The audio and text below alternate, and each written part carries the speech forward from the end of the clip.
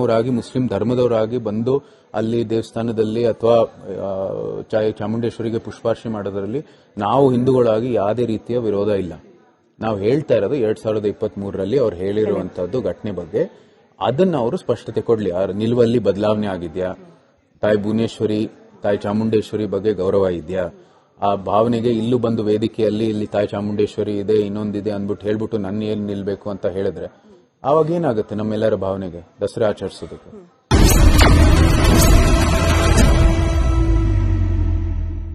ಆಗ ಮಿರ್ಜಾ ಇಸ್ಮಾಯಿಲ್ ಅವರನ್ನ ದಸರಾ ಅಂಬಾರಿಯಲ್ಲಿ ಕೂರಿಸಿದಾಗ ಜನರ ವಿರೋಧಕ್ಕೆ ಮಣಿದು ಅವ್ರನ್ನ ಇಳಿಸ್ತಾರೆ. ಅಂದ್ರೆ ರಾಜಮನೆತನ ಯಾವತ್ತೂ ಪ್ರಜೆಗಳ ಭಾವನೆಗಳಿಗೆ ಬೆಲೆ ಕೊಟ್ಟಿದ್ದಂತು. ಈಗಲೂ ಭಾನು ಮುಷ್ತಕ್ ಅವರ ಆಯ್ಕೆಗೆ ಜನರ ವಿರೋಧ ಇದೆ. ಅದಕ್ಕೆ ರಾಜಮನೆತನದವರಾಗಿ ನೀವು ಎಷ್ಟು ಗೌರವ ಕೊಡ್ತೀರಾ? ಅದಕ್ಕೆ ಅದನ್ನ ಜನರ ಭಾವನೆಗಳನ್ನ ನೀವು ಹೇಗೆ ಸ್ಪಂದಿಸ್ತೀರಾ? ಕೆಲವು ಸಂಗತಿಗಳನ್ನು ನಾವು ಪರಿಗಣಿಸಲೇಬೇಕಾಗಿದೆ.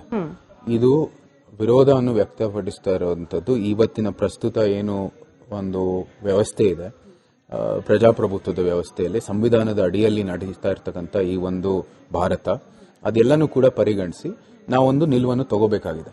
ಆದರೆ ಅದ್ರ ಜೊತೆಗೆ ಇದು ಒಂದು ಧಾರ್ಮಿಕ ಕ್ಷೇತ್ರ. ಧಾರ್ಮಿಕ ಕ್ಷೇತ್ರದಲ್ಲಿ ನೀವು ಬೇರೆ ಬೇರೆ ರೀತಿಯ ಎಲ್ಲಿ ನಾವು ಒಂದು ರೀತಿಯ ಒಂದು ಪಾರಂಪರೆಯನ್ನು ಅನುಸರಿಸ್ತೀವಿ ನಾವು, ಅದು ಬೇರೆ ರೀತಿಯ ನೀವು ಏನು ಮಾತು ಅಥವಾ ಮಾಹಿತಿಯನ್ನು ತರುವಂತದ್ದು ಅವಶ್ಯಕತೆ ಇಲ್ಲವೇ ಇಲ್ಲ. ಧಾರ್ಮಿಕ ಕ್ಷೇತ್ರದಲ್ಲಿ ಧಾರ್ಮಿಕ ರೀತಿಯಲ್ಲಿ ಕೆಲಸವನ್ನು ಆಗಬೇಕಾಗಿದೆ. ಹೌದು, ಈಗ ಅದು ಚಾಮುಂಡಿ ಬೆಟ್ಟ ಅಥವಾ ರಾಜಮನೆ ಅದೊಂದು ಧಾರ್ಮಿಕ ಕ್ಷೇತ್ರ. ನೀವು ಎಲ್ಲಾ ನಿಮ್ಮ ಧಾರ್ಮಿಕ ಆಚರಣೆಗಳೆಲ್ಲ ಪರಂಪರೆಯಿಂದ ನಡ್ಕೊಂಡ್ ಬಂದಿರೋದು. ಈಗ ಅದಕ್ಕೆ ಧಕ್ಕೆ ಆಗಲ್ವಾ? ಪ್ರಥಮವಾಗಿ ಇದು ಧಕ್ಕೆ ಆಗೋದು ಅವ್ರು ಏನಾದರೂ ಒಂದು ರೀತಿಯ ಕ್ರಮ ತಗೊಂಡ್ರೆ. ಯಾವ ರೀತಿಯ ಕ್ರಮ ಅಂತ? ಅದಕ್ಕೆ ನಾವು ನಮ್ ಹಿಂದೆ ಇರೋಂಥದ್ದು ಬರೀ ಉದಾಹರಣೆ 2023ರ ಒಂದು ವೇದಿಕೆಯಲ್ಲಿ ಹೇಳಿರೋದು. ಅದಕ್ಕೆ ಬಿಟ್ರೆ ನಮ್ಗೆ ಯಾವುದೇ ರೀತಿಯ ಉದಾಹರಣೆ ಇಲ್ಲ. ಅದು ರಿಪೀಟ್ ಆದ್ರೆ ಇಲ್ಲಿ ಅವಾಗ ನಮ್ಮ ಭಾವನೆಗೆ ಧಕ್ಕೆ ಆಗೇ ಆಗುತ್ತೆ. ತಿರ್ಗಾ ನಾವು ಅದನ್ನ ನಾವೆಲ್ಲರೂ ಅನುಭವಿಸಬೇಕಾಗತ್ತೆ. ಅಂದ್ರೆ ಜನರ ಪದೇ ಪದೇ ನಮ್ಮ ಧಾರ್ಮಿಕ ಏನು ತತ್ವಗಳಿದೆ, ಧಾರ್ಮಿಕ ವೇದಿಕೆಗಳಿದಾವೆ, ಧಾರ್ಮಿಕ ಆಚರಣೆಗಳಿದಾವೆ, ಅದನ್ನ ಪದೇ ಪದೇ ಧಕ್ಕೆ ಮಾಡ್ತಾ ಇದ್ರೆ ಜನರು ಕೂಡ ಗಮನಿಸ್ತಾ ಇದ್ದಾರೆ, ಆ ತಾಯಿ ದೇವಿನೂ ಕೂಡ ಗಮನಿಸ್ತಾ ಇದ್ದಾಳೆ. ನಮ್ಮ ಒಂದು ಧಾರ್ಮಿಕ ನಂಬಿಕೆಗಳನ್ನ ಯಾಕೆ ನಾವು ಇದ್ ಮಾಡ್ಬೇಕು ಅನ್ನೋದು ಜನರ ಅಭಿಪ್ರಾಯಕ್ಕೆ ನೀವು ಆಡಳಿತ ಪಕ್ಷ ಯಾರು ಅಂತ ದಯವಿಟ್ಟು ನೀವು ಗಮನಿಸಬೇಕಾಗಿದೆ. ನಾವು ಕೂಡ ಇಲ್ಲಿ ರಾಜ್ಯದಲ್ಲಿ ವಿರೋಧ ಪಕ್ಷ ಆಗಿದ್ದೀವಿ ಭಾಜಪಾ. ನಾವು ವಿರೋಧ ಪಕ್ಷ ಆಗಿ ನಾವು ಒಂದು ನಿಲುವು ತಗೋಬೇಕಾಗಿದೆ, ನಾವು ತಗೊಂಡಿದ್ದೀವಿ. ಜನರ ಒಂದು ಅಭಿಪ್ರಾಯ, ಜನಸಾಮಾನ್ಯರ ಒಂದು ಹೇಳಿಕೆಗಳು ಗಮನಿಸಬೇಕಾಗಿರ್ತಕ್ಕಂಥದ್ದು ಅಧಿಕಾರದಲ್ಲಿರುವಂತದ್ದು ಪಕ್ಷ, ಆಡಳಿತ ಪಕ್ಷ. ಅವರು ಅಂತ್ಯದಲ್ಲಿ ಈ ನಾಡಿನ ಸಮಸ್ತ ಜನರ ಒಂದು ಮತದ ಮೂಲಕನೇ ಬಂದಿರೋದು ಆ ಸ್ಥಾನದಲ್ಲಿ. ಅದಕ್ಕೆ ಗೌರವ ಕೊಟ್ಟು ಅವರು ತಮ್ಮ ನಿಲುವನ್ನು ಸ್ಪಷ್ಟ ಮಾಡಬೇಕಾಗಿದೆ, ಮತ್ತೆ ಯಾವ ರೀತಿ ಮುಂದುವರಿತಾರೆ ಅಂತ ಸ್ಪಷ್ಟವಾಗಿ ಹೇಳಬೇಕಾಗಿದೆ. ಯದುವೀರವರು ಬಿಜೆಪಿಗೆ ಸೇರಿದ ನಂತರ ಧರ್ಮ ರಾಜಕೀಯ ಮಾಡ್ತಾ ಇದ್ದಾರೆ ಅನ್ನೋ ಒಂದು ಆರೋಪ ಇದೆ. ಧಾರ್ಮಿಕ ಕ್ಷೇತ್ರದಲ್ಲಿ ಧರ್ಮನೇ ಪಾಲಿಸಬೇಕಾಗಿದೆಯಲ್ಲ, ಅಂದ್ರೆ ನೀವು ಧರ್ಮ ರಾಜಕೀಯ ಮಾಡ್ತಿಲ್ಲ. ಅದಕ್ಕೆ ಯಾವುದೋ ಒಂದು ಉದಾಹರಣೆ ಕೊಡಬೇಕು ಅಥವಾ ಏನೋ ಒಂದು ಸಾಕ್ಷಿ ಕೊಡಬೇಕಲ್ಲ. ಎಲ್ಲಿ ಧರ್ಮ ರಾಜಕೀಯ ಮಾಡಿದೀವಿ ನಾವು? ಧರ್ಮದ ರಕ್ಷಣೆಗಾಗಿ ನಾವು ನಿಂತಿರೋದು. ಧಾರ್ಮಿಕ ರಾಜಕೀಯ ಮಾಡೋದ್ರಲ್ಲಿ ಬಹಳ ವ್ಯತ್ಯಾಸ ಇದೆ.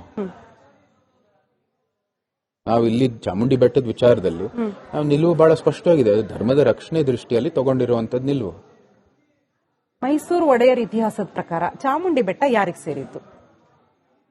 ನೋಡಿ, ಚಾಮುಂಡಿ ಬೆಟ್ಟ ಪ್ರಸ್ತುತ ಒಂದು ಭಾರತದ ಏನು ಪ್ರಜಾಪ್ರಭುತ್ವದ ವ್ಯವಸ್ಥೆಯಲ್ಲಿ ಒಂದು ಸಂವಿಧಾನ ರಚನೆ ಮಾಡುವಂತ ಸಮಯದಲ್ಲಿ ಕೆಲವು ಪ್ರೈವೇಟ್ ಪ್ರಾಪರ್ಟೀಸ್ಗಳಿತ್ತು, ಮತ್ತೆ ಕೆಲವು ಪಬ್ಲಿಕ್ ಪ್ರಾಪರ್ಟೀಸ್ಗಳಿತ್ತು. ಈ ಚಾಮುಂಡಿ ಬೆಟ್ಟ ಇವತ್ತು ತಕರಾರಕ್ಕೆ ಬಂದಿದೆ. ನ್ಯಾಯಾಂಗ ಅದು ತೀರ್ಮಾನ ಮಾಡ್ತದೆ.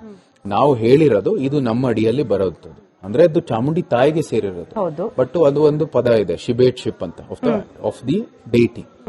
ಯಾರು ಪೋಷಕರ ಸ್ಥಾನದಲ್ಲಿ ಇರುವಂತದ್ದು, ಅವರ ಒಂದು ನೇತೃತ್ವದಲ್ಲಿ ಅಥವಾ ಅವರ ಒಂದು ಪೋಷಕರ ಸ್ಥಾನದಲ್ಲಿ ಇರುವಂತದ್ದು ಒಂದು ಬಾಡಿ ಇರಬಹುದು. ಅದಕ್ಕೆ ಎಲ್ಲ ಕ್ರಮ ತಗೊಳ್ಳೋದಕ್ಕೆ ಮತ್ತೆ ಒಂದು ಸಂಪೂರ್ಣ ಏನು ಅದರ ಬಗ್ಗೆ ಒಂದು ನಿರ್ದೇಶನ ಕೊಡೋ ದೃಷ್ಟಿಯಲ್ಲಿ ಒಂದು ಬಾಡಿ ಇರಬಹುದು. ಆದ್ರೆ ಪೋಷಕರ ಸ್ಥಾನದಲ್ಲಿ ಇರುವಂತದ್ದು ಕೆಲವು ವ್ಯಕ್ತಿಗಳು ಇರಬಹುದು ಅಥವಾ ಜನಸಾಮಾನ್ಯರಿಗೆ ಸೇರಿರುವಂತದ್ದು ಇರಬಹುದು. ಆದ್ರೆ ಧಾರ್ಮಿಕ ಸ್ಥಳಗಳು ಸಂಪೂರ್ಣವಾಗಿ ಸ್ವಾತಂತ್ರ್ಯ ಇರಬೇಕು ಅಂತ ನಮ್ಮ ನಿಲುವು. ಈ ದೃಷ್ಟಿಯಲ್ಲೂ ಕೂಡ ಇದು ನಾವು ಹೇಗಾದ್ರೂ ನ್ಯಾಯಾಂಗದಲ್ಲಿದೆ, ಸೊ ನ್ಯಾಯಾಂಗ ತೀರ್ಮಾನ ಮಾಡುತ್ತೆ ನಮ್ಮ ನಿಲುವು ಕರೆಕ್ಟಾ ಅಥವಾ ಅವ್ರದ್ದು ಅಂತ. ಈಗ ಚಾಮುಂಡಿ ಸರ್ವರಿಗೂ ಸೇರಿದವಳು ಅಂದ್ಮೇಲೆ ಚಾಮುಂಡಿ ಬೆಟ್ಟ ಸರ್ವರಿಗೂ ಸೇರಿದ್ದು ಅನ್ನೋದ್ರಲ್ಲಿ ಏನ್ ತಪ್ಪಿದೆ? ಅದಕ್ಕೆ ಸರ್ಕಾರಕ್ಕೆ ಸೇರಬಾರ್ದು ಅಂತ ಹೇಳಿ. ಅಲ್ಲ, ಡಿ ಕೆ ಶಿವಕುಮಾರ್ ಹೇಳಿದ್ರಲ್ಲ ಅದು ಹಿಂದೂಗಳ ಸೊತ್ತಲ್ಲ ಅಂತ. ಹಾಗಾಗಿ ಚಾಮುಂಡಿ ಸರ್ವರಿಗೂ ಸೇರಿದ್ಮೇಲೆ ಚಾಮುಂಡಿ ಬೆಟ್ಟ ಬರೀ ಹಿಂದೂಗಳಿಗೆ ಹೆಂಗೆ ಆಯ್ತು? ಅದು ಸರ್ವರಿಗೂ ಸಲ್ಲಬೇಕಾದದ್ದಲ್ವಾ? ಈಗ ಹಿಂದೂ ಧರ್ಮ ಬೌದ್ಧದ ಒಂದು ತತ್ವದಿಂದ ನಾವು ಮುಂದುವರಿತಾ ಬಂದಿರತಕ್ಕಂತ ಒಂದು ಧರ್ಮ. ಅದರಲ್ಲಿ ನಮ್ಗೇನ್ ಸಮಸ್ಯೆ ಇಲ್ಲ. ಹಿಂದೂಗಳ ಆಸ್ತಿ ಅಲ್ಲ ಅಂತ ಹೇಳೋದಕ್ಕೆ ಇವರು ಬೇಜವಾಬ್ದಾರಿಯುತ ಸ್ಥಾನ ಅಂತ ಏನಕ್ಕೆ ಹೇಳಿದ್ರು ಅಂದ್ರೆ, ಅದು ಹಿಂದೂ ಧಾರ್ಮಿಕ ಚೌಕಟ್ಟಿಗೆ ಸೇರಿರುವಂತದ್ದು. ಹಿಂದೂ ಧರ್ಮಕ್ಕೆ ಒಂದು ಚೌಕಟ್ಟಿದೆ. ಬಹುಶಃ ಅವ್ರಿಗೆ ಅರಿವು ಇದೆಯೋ ಇಲ್ವೋ ಅಂತ ನಮ್ಗೆ ಗೊತ್ತಿಲ್ಲ. ಆದ್ರೆ ಆ ಚೌಕಟ್ಟಿನಲ್ಲೇ ಪೂಜಾ ಪದ್ಧತಿಗಳು ಆಗೋದು, ಆ ಚೌಕಟ್ಟಿನಲ್ಲಿ ನಾವು ತಾಯಿಯನ್ನು ಆರಾಧಿಸುವುದು, ಆ ಚೌಕಟ್ಟಿನಲ್ಲೇ ನಾವು ಭಕ್ತಾದಿಗಳಾಗಿ ಅಲ್ಲಿ ಬಂದು ನಮ್ಮ ಒಂದು ಋಷಿಕೋಣದಲ್ಲಿ ಆರಾಧನೆ ಮಾಡಿ ಹೋಗೋದು, ನಮ್ಮ ಭಕ್ತಿ ಸಲ್ಲಿಸಿ ಹೋಗೋದು. ಸೊ ಅದೆಲ್ಲ ಇರುವಾಗ ಇದು ಹಿಂದೂ ಕ್ಷೇತ್ರ ಅಲ್ಲ ಅಂತ ಹೇಳೋದಕ್ಕೆ ಇವ್ರಿಗೇನ್ ಯಾವ ಒಂದು ಸಾಕ್ಷಿಯಲ್ಲಿ ಅಥವಾ ಯಾವ ಒಂದು ಹಿನ್ನೆಲೆಯಲ್ಲಿ ಹೇಳ್ತಾ ಇದ್ದಾರೆ ಅಂತ ನಾವು ಪ್ರಶ್ನೆ ಮಾಡಬೇಕು. ಇತ್ತೀಚೆಗೆ ಕಾಂಗ್ರೆಸ್ನವರು ಒಡೆಯರವರ ಎಲ್ಲಾ ಕೊಡುಗೆಗಳನ್ನ ತಕಡಿಯಲ್ಲಿ ಇಟ್ಟು ತೂಗ್ತಾ ಇದ್ದಾರೆ. ಅಂದ್ರೆ KRS ಅಣೆಕಟ್ಟನ್ನ ಕಟ್ಟಿದ್ದು ಟಿಪ್ಪು. ಈಗಾಗಲೇ ಹೇಳಿದೇನೆ, ಈ ವಿಚಾರ ಟಿಪ್ಪು ವಿಚಾರ ಇರ್ಬೋದು, ನಮ್ಮ ಚಾಮುಂಡಿ ಬೆಟ್ಟ ವಿಚಾರ ಇರ್ಬೋದು, ಅರಮನೆ ವಿಚಾರ ಇರ್ಬೋದು, ಎಲ್ಲಾನು ಕೂಡ ಅವ್ರು ಏನಕ್ಕೆ ನಮ್ಮನ್ನ ಗುರಿ ಇಟ್ಕೊಂಡು ಮಾಡ್ತಾ ಇದ್ದಾರೆ ಅಂತ ನೀವು ಅವ್ರನ್ನೇ ಪ್ರಶ್ನೆ ಮಾಡಬೇಕಾಗಿದೆ. ಅವ್ರ ಇಷ್ಟ ಬಂದಿದ್ದ ಇತಿಹಾಸ ಅವ್ರು ಮಂಡಿಸಕ್ಕಾಗಲ್ಲ. ನಮ್ಮ ಇತಿಹಾಸ ಸಮಸ್ತ ಒಂದು ಭಾರತದ ಇತಿಹಾಸ, ಎಲ್ಲರ ಇತಿಹಾಸ ಒಂದೇನೆ, ನಿಜ ಒಂದೇನೆ. ಆ ನಿಜವನ್ನು ಎಲ್ಲರ ಮುಂದೆ ಇದೆ. ಇವ್ರು ಬಂದು ಅವ್ರದೇ ಆದಂತಹ ಒಂದು ಕಾಂಗ್ರೆಸ್ ಇತಿಹಾಸ ಮಾಡಕ್ಕಾಗಲ್ಲ. ಇದೇ ಕಾಂಗ್ರೆಸ್ ಉದ್ದೇಶ, ದಿಕ್ ತಪ್ಪಿಸೋದು, ಅಪಪ್ರಚಾರ ಮಾಡೋದು, ಅರ್ಧ ಸತ್ಯಗಳು ಮಂಡಿಸೋದು, ಗೊಂದಲ ಸೃಷ್ಟಿ ಮಾಡೋದು. ಅವರು ಈ ಒಂದು ಆಡಳಿತ ಅಧಿಕಾರ ಏನು ವಿಫಲ ಆಗ್ತಾ ಇರೋದು ಅದ್ರ ಬಗ್ಗೆ ನಮ್ಗೆ ಯಾವುದೇ ರೀತಿಯ ಚರ್ಚೆ ಆಗಬಾರ್ದು. ಹಿಂದೆ ಇಲ್ಲಿ ಒಂದು CAG ರಿಪೋರ್ಟ್ ಬಂದಿದೆ. ಯಾವ ರೀತಿ ನಮ್ಮ ರೆವಿನ್ಯೂ ಬರೀ ಇವತ್ತು 1.8% ಇನ್ಕ್ರೀಸ್ ಆಗಿದೆ, ಆದ್ರೆ ನಮ್ಮ ಸ್ಪೆಂಡಿಂಗ್ 12.8% ಗಿಂತ ಹೆಚ್ಚಾಗಿದೆ. ಈ ಬಹಳ ವ್ಯತ್ಯಾಸಗಳಿದಾವೆ, ಬಹಳ ಸಮಸ್ಯೆಗಳು ಬಂದಿದಾವೆ. CAG ರಿಪೋರ್ಟ್ ಅಲ್ಲಿ ಆರ್ಥಿಕವಾಗಿ ಈ ರಾಜ್ಯವನ್ನು ದಿವಾಳಿ ಮಾಡ್ತಾ ಇರ್ತಕ್ಕಂಥದ್ದು ಒಂದು ಸಂಗತಿ. ಅದ್ರ ಬಗ್ಗೆ ಒಂದು ಪ್ರಶ್ನೆನೂ ಇಲ್ಲ. ಇಲ್ಲಿ ನಾವು ಟಿಪ್ಪು, ಅರಮನೆ, ಚಾಮುಂಡಿ ಬೆಟ್ಟ, ಧರ್ಮ ಇದ್ರ ಬಗ್ಗೆ ಚರ್ಚೆ ಮಾಡೋದು. ಇದು ಯಾರು ಎಲ್ಲ ಇದು ಬಂದಿರೋದು, ಸೃಷ್ಟಿಯಾಗಿರೋದು ಕಾರಣನೇ ಕಾಂಗ್ರೆಸ್ನವರು. ಅವ್ರ ಉದ್ದೇಶನೂ ಕೂಡ ನಾವು ಪೂರೈಸಿದೀವಿ. ಇಲ್ಲಿ ಇದು ಚರ್ಚೆ ಮಾಡ್ತಾ ನಿಜವಾದಂತಹ ಸಮಸ್ಯೆ, ಇಲ್ಲಿ ರಾಜ್ಯದಲ್ಲಿ ಇರುವಂತದ್ದು ನಿಜವಾದ ಸಮಸ್ಯೆ ಬಗ್ಗೆ ಒಂದು ರೀತಿಯ ಒಂದು ಚರ್ಚೆನೂ ಆಗ್ತಾ ಇಲ್ಲ. ಒಂದು MDMA ಘಟಕ ಮೈಸೂರಿನಲ್ಲಿ ಸಿಕ್ಕಿದೆ, ಸಿಂಥೆಟಿಕ್ ಡ್ರಗ್ಸ್ ಘಟಕ. ಅದ್ರ ಬಗ್ಗೆ ಎಲ್ಲಿ ಚರ್ಚೆ ಆಯ್ತು? ಈ ಒಂದು ಅಧಿವೇಶನದಲ್ಲಿ ಚರ್ಚೆ ಆಯ್ತಾ? ಅದು ಇಲ್ಲಿ ನಮ್ಮ ಲೋಕಲ್ ವಿಧಾನಸಭೆಯಲ್ಲಿ ನಾವು ಪಾರ್ಲಿಮೆಂಟ್ ಅಲ್ಲಿ ಒಂದು ಎತ್ತಿದ್ ಬಿಟ್ರೆ ಎಲ್ಲಾಯ್ತು ಅದರ ಚರ್ಚೆ? ಚರ್ಚೆ ಮಾಡಬೇಕಾಗಿದ್ಯಾರು? ಅಪೋಸಿಷನ್, ನಿಮ್ ಪಾರ್ಟಿಯವರು. ನಾವು ಮಾಡ್ತಾ ಇದೀವಿ, ಆದ್ರೆ ಅದಕ್ಕೆ ವಿಧಾನಸಭೆಯಲ್ಲಿ ಚರ್ಚೆ ಮಾಡಕ್ ಪ್ರಯತ್ನ ಮಾಡ್ತಾ ಇದಾರೆ. ಅವ್ರು ಮಾಡ್ತಾರೆ, ಅದು ಮಾಡೇ ಮಾಡ್ತಾರೆ. ಈ ಸೆಷನ್ ಮುಗ್ದೇ ಹೋಯ್ತಲ್ಲ ಸರ್, ಅದವ್ರು ಮಾಡ್ತಾರೆ, ಅವ್ರಿಗೆ ಸಮಸ್ಯೆ ಟೈಮ್ ಇದೆ, ಮಾಡ್ತಾರೆ. ಆದ್ರೆ ನಾವು ಪದೇ ಪದೇ ಅದು 390 crores MDMA ಸಮಸ್ಯೆ ಬಂದಾಗ